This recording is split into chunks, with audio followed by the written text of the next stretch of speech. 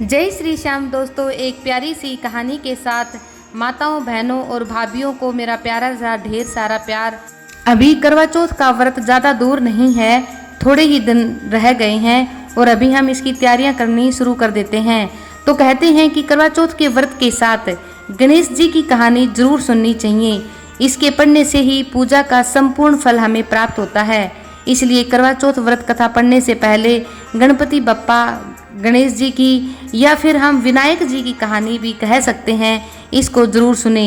इस दिन माताएं, बहनें और भाभियां 16 श्रृंगार करके व्रत पूजन करती हैं। हिंदू धर्म में इस त्योहार का विशेष महत्व माना जाता है। कहते हैं कि कोई भी व्रत पूजा भगवान गणेश की पूजा के बिना अधूरी ही मानी जाती है। इसलिए हर व्रत में गणपति बप्पा की कथा जरूर सुननी चाहिए या पढ़ी जानी चाहिए। यहाँ आज हम आपको एक ऐसी कथा सुनाएंगे जो कि हर व्रत के साथ पढ़ी जा सकती है और सुनी जा सकती है, जिससे कि गणपति भगवान आप पे प्रसन्न होंगे और आपको अपना मन चाहा वरदान देंगे। पौराणिक कथा के अनुसार काफ़ी समय पहले की बात है। एक गांव में एक अंधी बुढ़िया रहती थी, जिसका एक ही लड़का और बहू थी। उसका परिवार बहुत गरीब था। अंधी बुढ़िया रोजाना गणेश जी की विधि विधान से पूजा किया करती थी। एक दिन गणेश जी भगवान बुढ़िया पर प्रसन्न हो गए और कहा कि हे माता, आपको जो मुझसे मांगना है मांग लो, मैं तुम्हारी पूजा से बहुत ही प्रसन्न हूँ। तो बुढ़िया बोली कि मुझे तो कुछ मांगना ही नहीं आता, मैं कैसे मांगूँ। तब गणेश जी बोले, कोई बात नहीं, आप अपने बहू बेटे से पूछकर मांग लो। तब बुढ़िया अपने पुत्र के पास जाती है और कहती है कि बेटा, गणपति भगवान ने मुझे कोई वर मांगने को कहा है, तो मैं क्या मांगूँ। बुढ़िया का बेटा बोला कि माँ, तू धन मांग ले, जिससे कि हम अमीर हो जाएंगे और हमारी गरीबी हट जाएगी। हमें कितने वर्ष हो गए कि हम गरीबी में ही जीते हैं, कभी खाना मिलता है तो कभी नहीं मिलता। यह सुनकर बुढ़िया चुपचाप अपनी बहू के पास जाती है और कहती है कि बेटा, मुझे गणपति बप्पा ने कुछ मांगने को बोला है, तो मैं क्या मांगूँ। बहू ने कहा, माता जी, आप अपने लिए एक पोता मांग लो, जिससे कि मेरी कोख हरी हो जाए और मैं माँ का सुख प्राप्त कर सकूं। तब बुढ़िया ने सोचा कि ये तो दोनों अपने अपने ही मतलब की बातें कर रहे हैं। फिर बुढ़िया ने अपनी एक सहेली के पास जाती है और वह सारी बातें अपनी सहेली को बता देती है।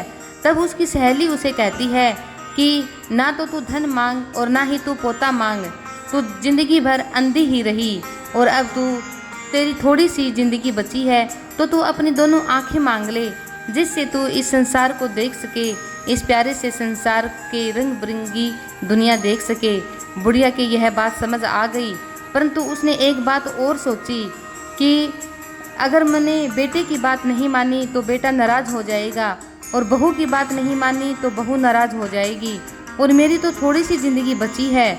इतने दिन मैंने अंधेपन में गुजारे हैं, तो मैं थोड़े दिन और गुजार लूँगी। अंधी बुढ़िया पूरा दिन सोचती रही और पूरी रात सोचती रही। उस बुढ़िया ने बेटे, बहू और पड़ोसियों की तीनों की बात सुनने के बाद घर जाकर सोचा कि क्यों न मैं ऐसी चीज़ मांग लूँ जिसमें कि बेटा, बहू और मेरा सबका भला हो जाए। जब दूसरे दिन श्री गणेश जी आए तो बुढ़िया बोली, हे गणराज, यदि आप मुझ पर सच में ही प्रसन्न हैं तो मुझे 9 करोड़ की माया दे, निरोगी काया दे, अमर सुहाग दे, आँखों में प्रकाश दे, नाती पोते दे और समस्त परिवार को सुख प्रदान करें, और फिर अंत में मोक्ष दे। यानी कि मुझे 9 करोड़ की माया का अर्थ है कि मुझे बहुत सारा धन दे। निरोगी काया का अर्थ है कि मेरी दोनों आंखें वापस आ जाए और मेरे शरीर में किसी भी प्रकार का ना ही तो कोई रोग हो और ना ही कोई कमी हो। और अमर सुहाग दे, यानी कि वो सुहागिन भी हो। आँखों में प्रकाश दे, यानी कि नेत्र ज्योति वापस दे। नाती पोते दे, यानी कि यहाँ पर उन्होंने बहू की इच्छा को देखा, और नाती पोते दे कि पोता भी हो जाए और समस्त परिवार को सुख प्रदान दे और पूरा परिवार सुखी सुखी रहे। बुढ़िया की बात सुनकर गणेश जी बोले, माता, तूने तो मुझे ठग लिया, फिर भी तूने मेरी बहुत भक्ति करी है, इसलिए तुमने जो मांगा है वह सभी तुझे मिलेगा। यूँ कहकर गणेश जी अंतर्ध्यान हो गए और माता जी की सारे वरदान पूरे कर दिए। बुढ़िया माँ ने एक ही वरदान में सब कुछ मांग लिया और गणपति बप्पा ने उनको सब कुछ दे भी दिया।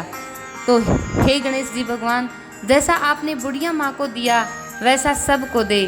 यह कथा जो भी सुने और सुनाए उन पर गणपति भगवान की जरूर कृपा हो और उन्हें भी उनका मुँह मांगा वरदान मिले। तो माताओं, बहनों और भाभियाँ, ये कहानी या कथा इतनी लाइक, शेयर और सब्सक्राइब करो ताकि ज़्यादा से ज़्यादा पहुँचे और हमारी सब की इच्छा ज़रूर पूरी हो और हमारा पूरा परिवार बड़ा ही खुशहाल रहे।